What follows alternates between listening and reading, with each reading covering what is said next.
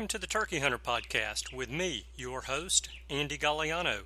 In this podcast, I share with turkey hunters just like you how to have more turkeys on your hunting property and how to have more successful turkey hunts. I teach you how to do this with tips and interviews with turkey hunting pros, wildlife management tips, and entertaining turkey hunting stories. Tune in weekly as I share proven and simple strategies to help you have more success this turkey season. Make sure to head over to www.iamturkeyhunting.com to subscribe to receive free turkey hunting tips, tactics, strategies, and product reviews. Also, please visit and like my Facebook fan page. Go to Facebook and search I Am Turkey Hunting, and also feel free to post your turkey hunting photos from this past season and let us know where and when you killed your bird. For all of you Twitter users out there, please follow me on Twitter, where my handle is @TurkeyHitman, and I will be sure to follow you back. And now, for this week's show.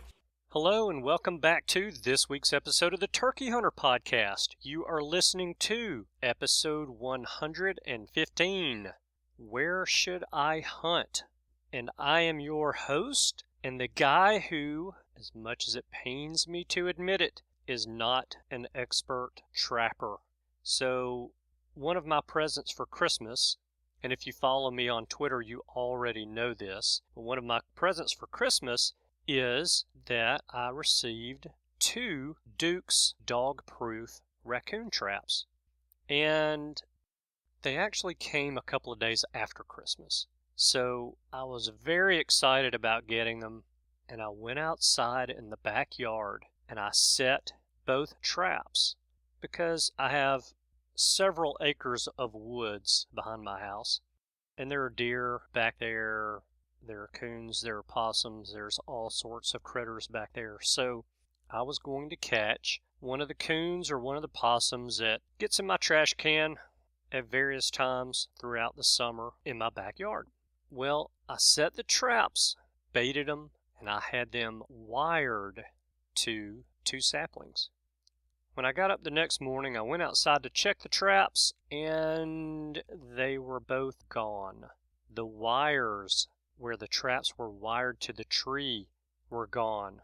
All of the leaves in a perfect circle around the trunk of the saplings were gone.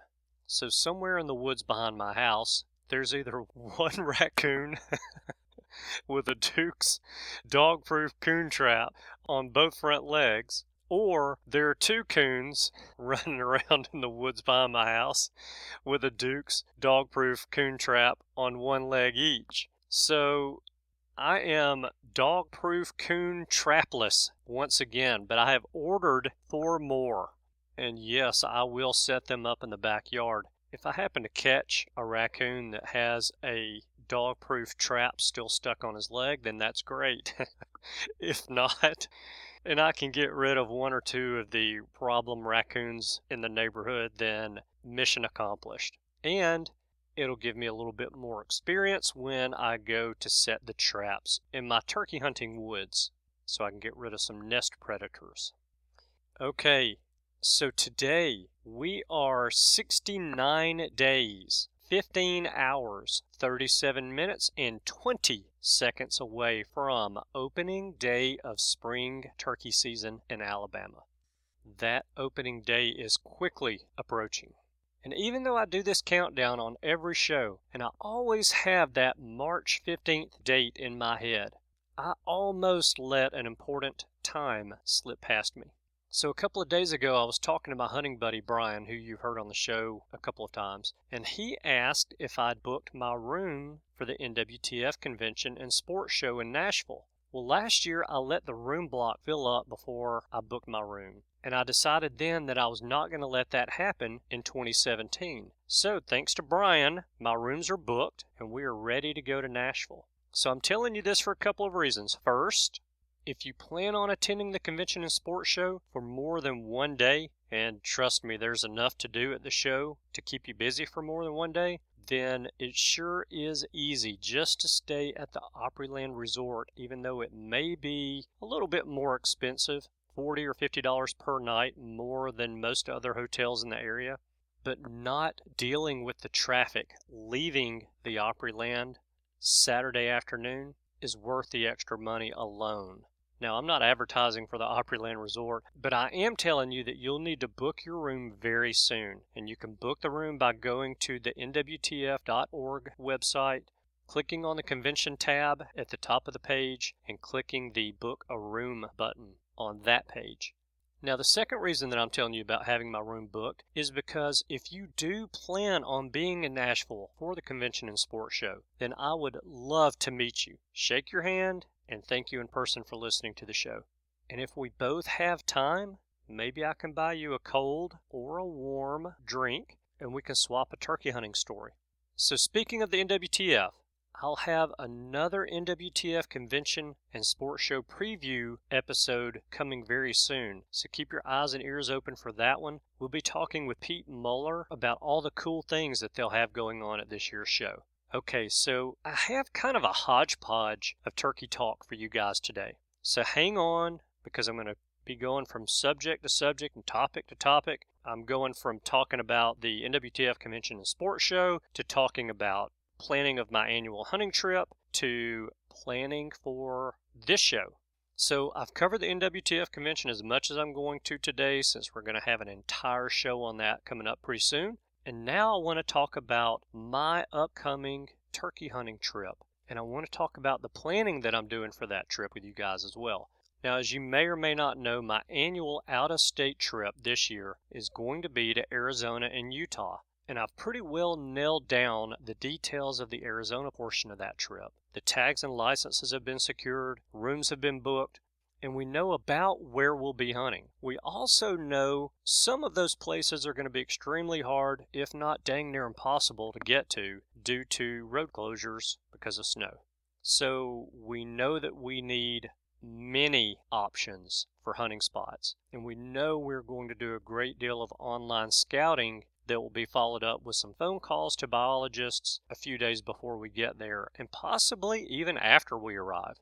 We're going to be pursuing a moving target in both Arizona and Utah, and that is part of the challenge. The reason it's a moving target, obviously, is because it's a turkey, but especially because it's a Merriam's turkey, and that time of year they travel a good bit, and they tend to follow the snow line. So as the warmer weather gets there and starts to melt the snow, the turkeys are going to retreat with that snow line up the mountains. So with that said, I still feel like we have a good grasp on Arizona at this point, and we've got to focus more on Utah. So I've been on the phone with some folks in the southern Utah area this week, asking questions and looking for help and looking for answers. And today I want to share a call that I had with wildlife biologist Josh Pollock, who I was pointed to by the receptionist at the Game and Fish Department. When I was researching Utah, I couldn't find any harvest numbers, population counts, or anything else to tell me how the turkey population in southern Utah is doing. From several different resources, I know that there are turkeys there, but just how many I'm not sure of. So, because I couldn't find the answers to my questions online, I knew I had to pick up the phone and try to find the person who has the answers to my questions. Now, lucky for me, it didn't take long to find Josh, thanks to the awesome receptionist at the Game and Fish Department. And of course, I recorded the call because it's what I do. I'd much rather record the call than sit down and take notes of everything that we talk about in the call and have to go over all that with my hunting partners. So I can record the call, send it to them, they can listen to it. Now we're all on the same page instead of worrying about my interpretation of what was said or my terrible note-taking and making mistakes. And while I was on the call with Josh, I got a ton of great information from him. And after I realized that I was getting all of that great information from him, I decided to ask him if he minded if I played the recording of this call for you guys, so you can hear some of the questions that I had for him, so that when you decide to make those calls to a wildlife biologist in a different state or even your own state, you would have kind of a basis to go off of. Now, when I was talking to Josh, I offered to edit out the specific areas that he gave me because of a need to keep hunting pressure lower in any one specific area. Josh agreed to let me share the call with you guys, so here we go. Here's Josh Pollock, the wildlife biologist with the Utah Department of Natural Resources. And I look forward to seeing you guys on the other side. Josh. Hey Josh, my name is Andy Galliano. I'm calling from Birmingham, Alabama. How are you doing today? Yes, doing all right. How are you? I'm very well, thank you. Hey, I'm going to ask you in a second if I caught you in a bad time, but I want to talk to you about turkeys. Oh, yeah, go ahead. Okay, good. So my buddies and I are on a mission to complete a super slam and kill a turkey in every state. And this year we're headed to Arizona, and we've got Utah on the list as well. And we're starting out in Arizona, and we're going to be in the northern part of the state on the north rim there, you know, kind of in that Jacob Lake and Fredonia area. And we're looking at going a little bit north once we finish up there, assuming we have time, and pursuing some turkeys in southern Utah, and wanted to kind of, I guess, first of all, determine, you know, what the population in southern Utah is like, but also, you know, we're looking at hunting public land, so either the Bryce Canyon area or Zion National Park. And when I called the state office, they gave me your number and said you were the biologist over Bryce Canyon and that you might be a good place for me to start. Yeah. Are you guys just looking at coming and buying the general season permit? Correct. Or are yes. you gonna try? Okay. Yeah. No, we it is a little bit tougher just because it's after already our limited entry draw season, but it's still very killable. I mean, there's a lot of those birds that'll be out strutting and stuff by that time. It's actually not a bad time because a lot of the hens are already on the fence, so some of those toms are out strutting trying to find maybe a hen. Tom doesn't have a fence yet, you know. So right.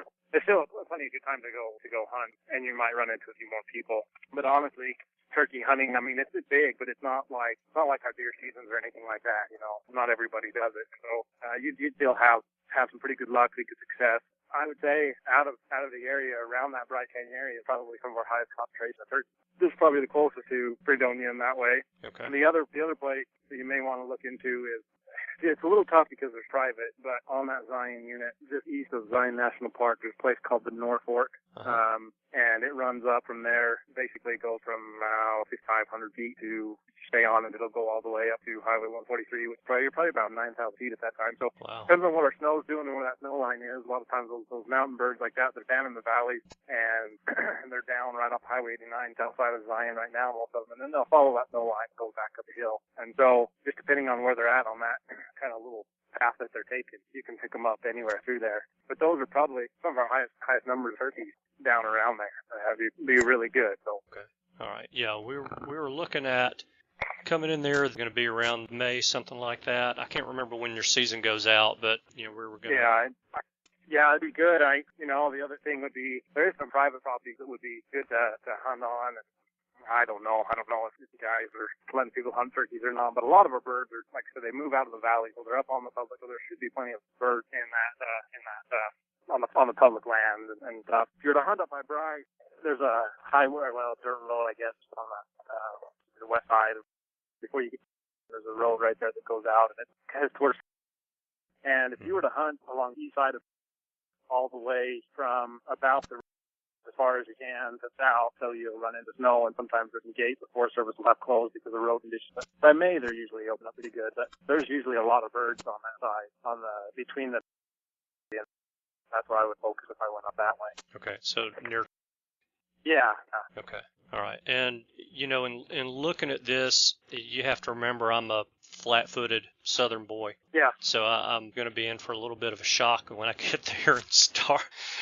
Start it. To even start at 5,000 feet and hunt up to 6,000 feet is going to be my body's going to ask me what in the world I'm doing. But it looks like Bryce Canyon is a little bit more mountainous than Zion. Is that the case? I'm sorry, than Dixie National. The thing about it, just out between, like west of along the park boundary, there's flat tops up on top of there, and those birds will be at kind of Ponderosa Forest up on top of there, and those birds really like that. And then there's kind of these canyons that run down off in to the main road that's in the bottom that takes to this. And a lot of, I don't know, I had an elk tag in there this year, an archery elk tag, and if you were to stay along the top, not bad, or to stay in the bottom, which birds like the top, and then they kind of like that bottom because there's some good riparian, and there's lots of odd stuff down there along that creek that runs all the way through there, and so they like it down in the bottom and they like it on top. So if you were to hunt one or the other, I think you'd be okay. It would be a lot of pretty flat walking, I would consider, for what we have around here. That wouldn't be too bad. Zion, they're going to be about the same. There's a lot of flat, there's like a lot of flat stuff too. So being at, that elevation, you shouldn't happen to be hiking a lot of hills and that kind of stuff. Yeah. Yeah, and not that I'm so against it, so don't get me wrong there. Yeah.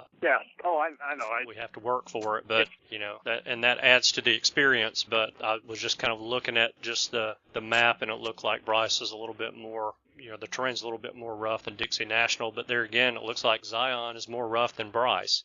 Yeah, it's kind of, I don't know, it's just kind of hit or miss and kind of where you're at with that. There's a lot more oak and stuff over there, around that part of Zion where you're hunting over there. Mm-hmm. I know birds, they kind of like that oak stuff in there, and they'll handle nest around it, base it stuff. And it's smaller oak, it's probably not more like you guys built back there. It's a lot smaller. I don't know, it's maybe 5-inch diameter and it gets 20 feet tall. It's more of a bush than a tree or anything like that. So, it can get pretty thick to maneuver around in and get, but they like it in that country over there. There's a lot of them.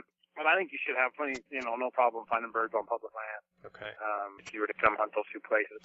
If you had 3 days to turkey hunt in Utah, and we're going to hunt public land, where would you go there in that southern part of the state? Let me take a step back. I would go hunt by. Okay. Just because you're not going to need to worry about private. Most any of the birds that you hear or see, you're going to be able to get on. And so it would be a less frustrating, easier maneuverable hunt and access to the birds if you're hearing them, seeing them. That would be my advice. If you're coming to those areas, that's definitely what I'd be doing. That's generally where I hunt birds when I hunt them is up by. I don't know. I guess it's kind of hard to explain. You'll see it when you get there. But there is, like, if you were to start. If it were me, I would come and I would look on the map, find that. It's probably 5 miles back to the west. I'm turning to go to highway, and you turn and go out there. It's a good dirt road. There's a lot of camping anywhere out there. Plus, there's like hotels stuff you could stay out at Ruby's Inn there, Bryce Canyon, if you want to do that. Okay. Restaurant stuff there. So either way, you could there. And then I'd find that and then just go start working those canyons away from between the road, like that dirt road that is from that road. You shoot the turkey in those canyons. You're cutting out on me a little bit. Sorry, I would hunt. If it were me, I would come and hunt that the road that goes through from highway. I would hunt it from there to. Okay. And there's roads that will get you on top along for a little ways, and then as you go past, not really roads that'll take you to the on top, but you hike kind of up these bottoms. And if you get on the hillside, it's pretty steep, but if you stay in these bottoms, it's just a gradual uphill walk. So it wouldn't be that bad a hiking. Right. I don't think it'd be too rough. Okay. All right. That's kind of where I would come hunt if it were me. So. Yeah. Well, that's exactly the information that I was looking for, and I just didn't know if the hunting overall was better in the northern part of the state or the southern part of the state, and where we kind of needed to look from there. So it's just kind of hit or miss with our turkey, and I think that's probably one of the better areas to hunt turkey, just right there on that along the. So. Yeah. Well, I think that's great information. I appreciate you sharing that with me. So when we get a little bit closer to the trip, and I don't expect you to point me to a GPS coordinate, but would it be okay for me to call you back and just say, hey, kind of what elevation are the birds in and that kind of thing, and get you to. Yeah, that would be fine. The most thing, probably the most important thing would be, because those turkeys are, from one canyon to the next, you're not sure, but the important thing would be for you guys to be access at that time. So depending on what we're getting for snow and stuff like that, the last 3 years, we haven't had hardly anything for snow. And so, but we'll occasionally, but we've got like a late snowstorm, Sure. And so it's good to know kind of what the current, because that's the tough part right there, is trying to figure out.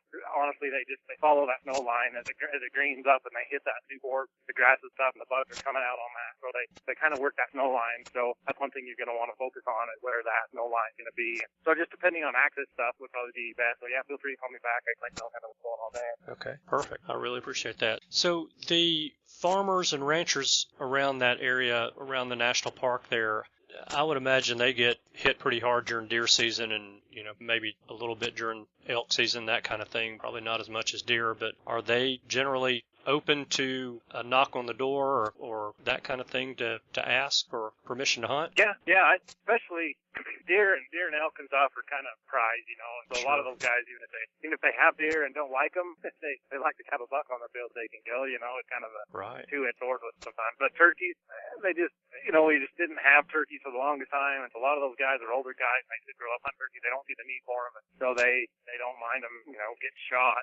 And there would be, you know, a couple guys that I could suggest or some numbers to give you if you needed them of guys that might have birds that would let you on, you know, to go help them out. They wouldn't make pay or nothing. So, you know, as long as it's down in, I don't know, they're a little bit tougher birds to hunt, I think, because they're on private land. So if they're on, you know, his property today, but they're on, you know, my property tomorrow, or, you know, kind of thing, because they just move around so much, and it depends on where they're strutting and where they're moving and that kind of thing. So it could be a little bit tough even if you get access to a property. If you don't have access to neighbors' properties, they could be over there, and you can't do anything about them. So that's why I just prefer to hunt them out where if I hear, as long as it's not in the park, you know, national park, if I hear gobble, I can go and try and hunt him. And so make it easier. Yeah. And we have a lot more birds that'll be in the mountains and down on the private lands that time of year. You think they would have moved back up a good bit by that time? Okay. Yeah. Okay. Yeah. Well, good deal. Josh, I really appreciate your information and your help with everything. But what about the walk-in areas? Are there any walk-in areas in southern Utah there?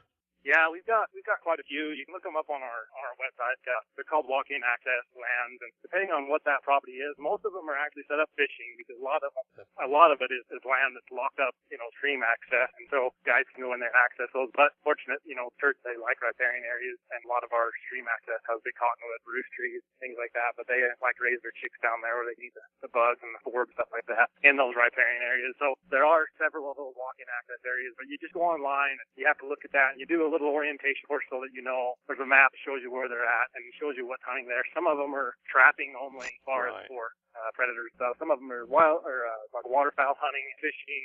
You just kind of have to look and see. Most of them are open house game hunting. But yeah, and that's a good chance to go on to private property, and those landowners are reimbursed by how many acres and acre feet of water they have in there and stream access, that kind of stuff. They're reimbursed on a scale like that from us by allowing access. So it's a pretty good deal for them. But they're throughout the state, and there's actually probably more of them in the northern part of the state. There's there's still enough. And we also have wildlife management areas, we call them, that are just state properties that are strictly set up kind of for wildlife, and we have those, and there's access to those for free as well, and we have maps of where those are on our website. Okay. And it seems like, and correct me if I'm wrong, but the wildlife management areas, that there are only a certain number of those that are open to turkey hunting. Yeah, you know, all of ours down here would be. Okay. I know some of them have restrictions as far as the biggest restriction I know for those would be travel, especially in the springtime. It's going to be tough because they'll close roads because a lot of these properties are set up for our wintering deer herd or even elk herds, but they're these areas where they move down off, and a lot of them around the city edges.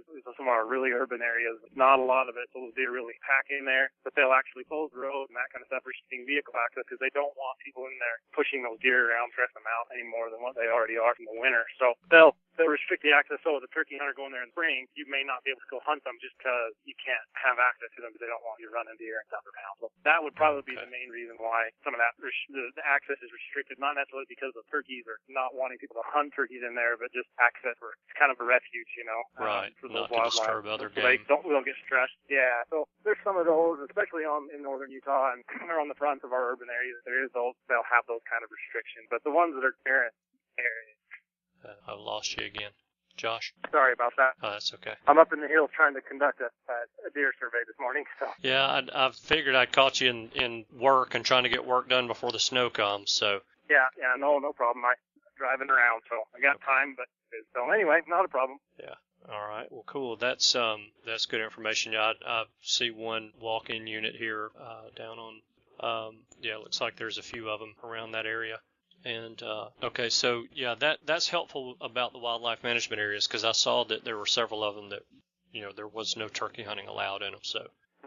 And some might be, and I apologize. You know, I don't. Our state's so vast and so different. Yeah. And I've been a game warden and now biologist. But I've been in the southern region the entire time. So I've moved around down here. But some of the other parts of the state, I'm not familiar with. You know, some of the accounts what they do. But it's good to research and that information you find on our website or Mike's biologist or even the office that covers that region. I tell you a lot. Okay. All right. Yeah.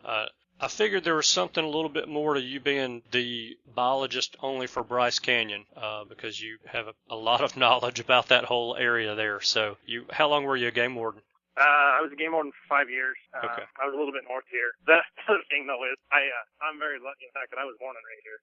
That was and going so, to be my question. I grew up here, hunted here my whole life this year, and then I, went away to college, school, that kind of thing. I worked for BLM, some of those other, land agencies for a while, going through school. Once we got back and worked around, I was a game warden just north of here, but still within our region. And then, as a biologist, I moved back here, the opportunity to move back home, and so I took it. So that's what's nice. But our areas are big down here, and I cover 4 units particular, and we've got everything from I've got everything from desert bighorn sheep to mountain goats, a mule deer, pronghorn, elk, and all the upland game species, sage grouse, turkey, quail, chucker. It's quite vast. Our cougar bear, we cover all that for those 4 units, so we've got a lot. Yeah, that's for sure.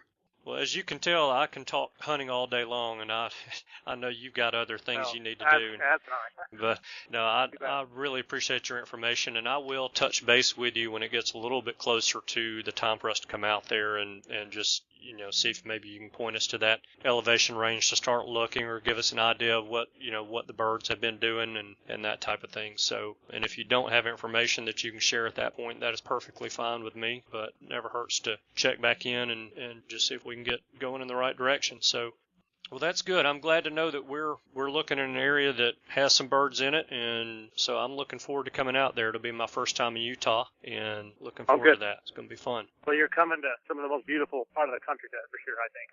Utah's got a lot of stuff, and that's the thing. It's so vast and different between areas, but yes. It's absolutely beautiful in southern Utah, and it's a good time of year to be out here to start bringing back up, so you'll be impressed. Awesome. I'm really looking forward to it. It's going to be a lot of fun. Good deal. Well, Josh, thank you very much again. Happy New Year to you, and I'll just plan on talking to you in another 3 months or so. All right, sounds good. Good luck with all the snow. All right, thanks. Thanks. Bye. Okay, so really there are 2 things that I wanted you to glean from that conversation that I had with Josh. First, I wanted you to hear what a conversation with someone who sincerely does not mind helping and providing information, what that conversation sounds like. Josh is just like everyone that I've ever met from Utah. He is extremely cordial and extremely helpful. And although I'm sure there are 1 or 2 of them in the state of Utah, I have never met or spoken with anyone from that state who is not just genuinely nice. And that's what you're looking for from anyone that you may call or meet who knows the answers to the questions about public land that you want to know. You want someone who is genuinely nice and helpful as well.